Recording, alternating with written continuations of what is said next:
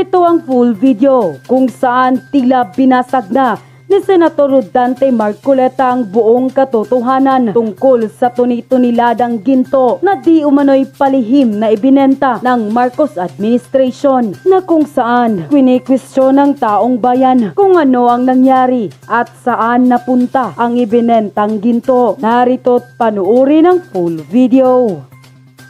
Kung nila binenta to isang bugso, no?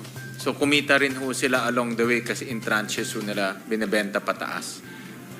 Pero sana po, Mr. President, ang ating BSP, mas malawak po yung kanyang pananaw. Yeah, tama ho Kung kayo. natanaw po niya na ngayon po ay tataas po ang presyo, ay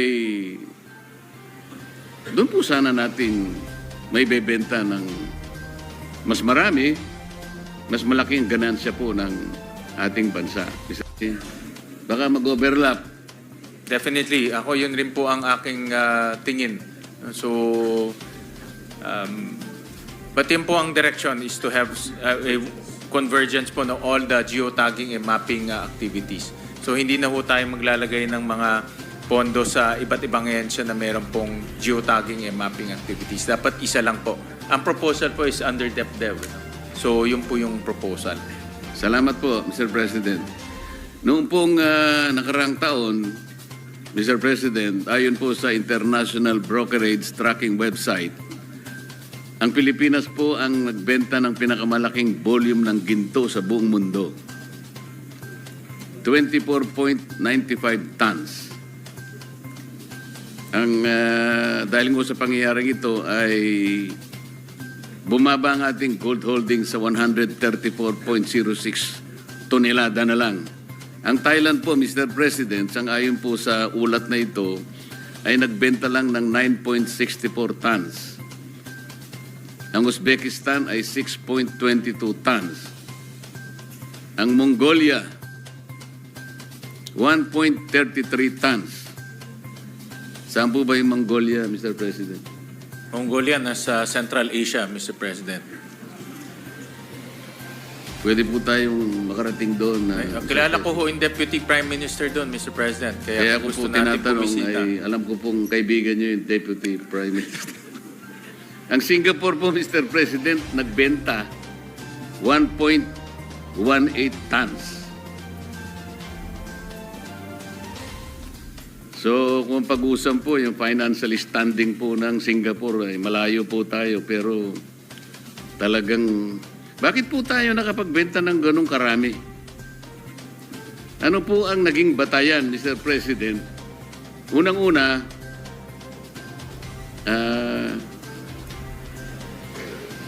bakit po 24.95 tons kagad? Ba't di na lang 2.4? Mr. President.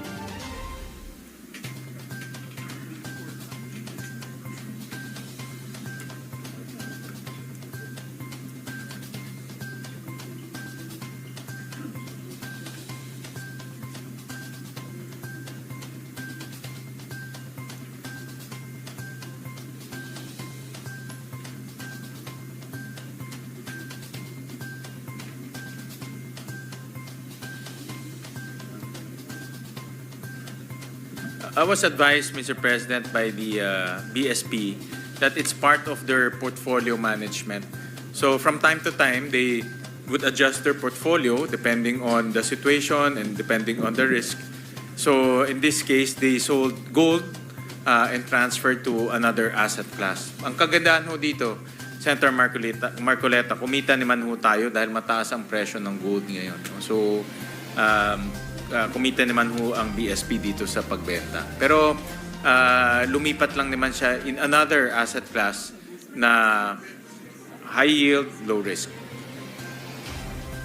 Pero, Mr. President, ngayon po ang daming nagsasabi, kahit hindi po natin tingnan yung boiling cauldron, mas mataas po ang presyo ng ginto ngayon eh. Sa mga tuwid, kung halimbawa, nagbenta lang tayo ng konti at ngayon natin ibinuhos kung talagang kailangan natin pong magbenta, mas marami po tayong kinita siguro, Mr. President. Di po kaya?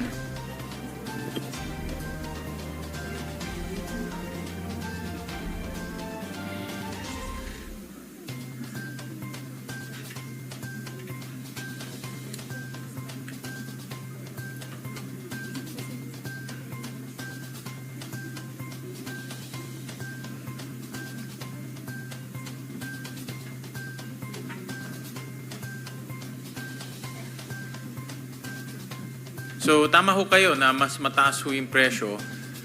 Although, to be honest ho, mahirap rin ma-predict yung presyo. Minsan tumataas, minsan bumababa. But along the way naman po, ito ay nagbebenta ho sila in tranches. Hindi naman ho isang bugso yung pagbenta ho nila. But Kasi you're right po, na tumaas pa ho yung presyo. Mr. President, kasi po kung titingnan po natin yung ating gross international reserves, ito po ay kinapapalooban ng halos 5 masasabi nating paraan. Nandyan po yung ating reserve position. Kasama po ngayon ang pangalawa, yung ginto nga po. Yung ating special drawing rights, yung foreign investment, at saka yung foreign exchange. Kung titingnan po natin ang ating gross international reserves, Mr. President, ang laki po ng bahagi ng ginto eh. Dito po sa total nating GIR, Mr. President, $108 million. Ang representas po ng gold dyan halos $16.4 million. Kaya kung siguro binenta natin po ngayon, baka ito 16 na ito, $32 million po. Sa akin lang pong palagay naman, Mr. President. Totoo yan, no? Nakita ko nga ho na ang presyo ng ginto ngayon ay tumataas. Although mahirap rin ho masabi kung gaano siya katagal tataas o bababa rin ho siya. So ang BSP naman ho, ang ginagawa ho nila as part of the portfolio management, nagre-realign lang po ng asset classes. So but hindi naman ho nila binenta to isang bugso, no? So kumita rin ho sila along the way kasi in tranches ho nila binebenta pataas. Pero sana po, Mr. President, ang ating BSP, mas malawak po yung kanyang pananaw. Yeah, tama ho Kung kayo. natanaw po niya na ngayon po ay tataas po ang presyo, doon po sana natin may bebenta ng mas marami, mas malaking ganansya po ng ating bansa, Mr. President. I agree with you, Mr. President. Senator Marcoleta, na kailangan din maging practical and tingnan yung overall trend, no? So nakikita ko po yung punto ninyo na dapat mas kumbaga chinempohan ho nila na mas mataas yung presyo. Kasi po mula nung mawala na yung ginto sa gold standard natin, Bretton Woods yata yung sinasabi nila eh. Napunta na lahat sa US dollar po kasi. Kung talaga po kasing nakakabahala po kasi kung totoo po na ang ginto po natin ay isa sa ating pinaglalagakan po ng katatagan po ng ating financial situation.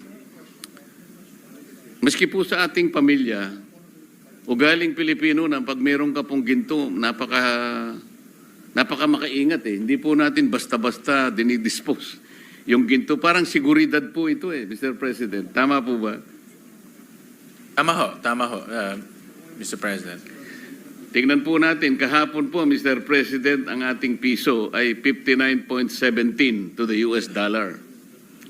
Ang year-to-date na depreciation po is 1 peso and 3 centavos or 2.24%. Ito po yung medyo nakakabahala po na hindi naman po ako ekonomista, Mr. President, pero kahit papano pinipilit po nating maintindihan ng kahit konti lang.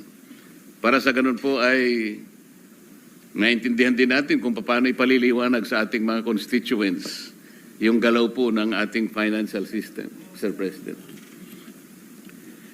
Paano po ngayon i-assess ng Department of Finance po yung recovery trajectory halimbawa natin sa harap ng tayo po ay sumadsad sa third quarter ng halos 4% lang po ang growth ng ating gross domestic product.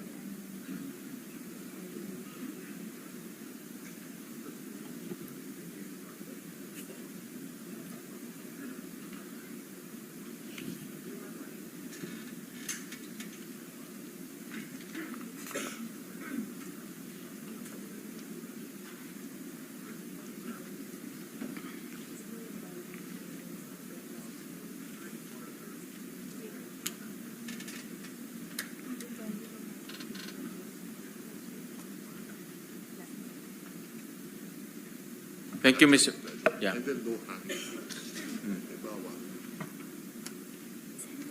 Yung value po naman sa paper po last week po, ito po yung updated na. Ngayon, Well, Mr. President, talagang aminado ho tayo na dahil po dito sa issue ng flood control, bumagal po yung paggastos ng ating pamahalaan, lalo-lalo na sa construction. Kanina napag-usapan ho natin ni Senator Ping yung laki ng contribution ng government spending, almost 25%. No, of our economy ay nasa government spending. So, ang strategy po ngayon ng economic managers at administration is number one, regain the trust of our people. So, balitaan ko kay Secretary Recto, Executive Secretary, na today magpa-file na po ng kaso ang Ombudsman sa Sandigan. So, isa yan sa mga paraan para maibalik po natin ang tiwala ng taong bayan sa gobyerno. Pangalawa po, mayroon na pong catch-up plan ang executive na habulin po yung paggastos itong nalalabing mga buwan. Mayroon pong 156 billion pa na hindi nagagastos ng DPWH. So ito po ay sisiguraduhin nila na ma-implement this coming dagli-dagli po fourth quarter. bang magkakaroon kagad ng tiwala yung mga namumuhunan, yung mga investors. At mga ilang araw po mula doon ay babalik na po lahat yung mga investments. Ganun po ba ang Hindi naman ho. gusto nating iparating? Hindi naman, Senator Marcoleta. Ano ito? Confidence building. It will take time. Pero importante po yung aksyon na ginagawa po ng ating pamahalaan. At tayo lahat, actually, bilang public servants. No? So, importante po yung aksyon na ginagawa ho natin. Dahil kung wala ho tayong gagawin, wala talagang confidence building, wala hong kumpiyansang babalik. So, Kasi po, dapat ho maraming, mga ganito ay ginagawa po at dahan-dahan po para eventually bumalik po ang tiwala ng taong bayan. Tama po kayo. Yung public investment po talagang napakalaki ng bahagi na kanyang i-contribute sa ating ekonomiya. Yung lamang pong public construction na maaaring apektado ngayon, sapagkat nananatiling madidelay po yung mga projects natin, pati mga investors tungkol dito sa bahaging ito ay mananatiling nag-aatubili at nag-aantay. Inaakala ko po na ito ay medyo katagalan ng konti para maibalik. Ang tinatanong po natin, ano po yung gagawin natin para yung pagkukulang na ito ay madali po nating matakpan o kaya mabigyan ng solusyon, maremedyohan, para hindi naman po masyadong magiging mahirap ang epektong idudulot po ng pangyayari na ginawa nitong maanumalyang flood control projects. Ang low-hanging fruit talaga ay yung government spending. No? So yun po ang kailangan mapabilis natin in the last 1.5 months. No? So yun po yung catch-up plan na ginawa na po ng executive. At sana po dun sa mga areas na talagang madaling makita po yung benepisyo. Hindi po ilalagay sa mga lugar na mananatiling stagnant po ang galaw ng ating ekonomiya, Mr. President. Tama po. Alam rin po ni Secretary Dizon na mahalaga po yung kanyang papel, hindi lang po sa pag-iimbestiga, kung hindi sa pagpapatayo po ng mga infrastruktura. Dahil malaking pondo ng ating infrastructure ay nasa DPWH. Kasama din, pero as we speak, meron rin pong, ang DOTR ay isa rin pong ahensyang malaki ang infrastructure spending. So tuloy-tuloy naman ang kanyang paggagawa doon. Wala naman tayong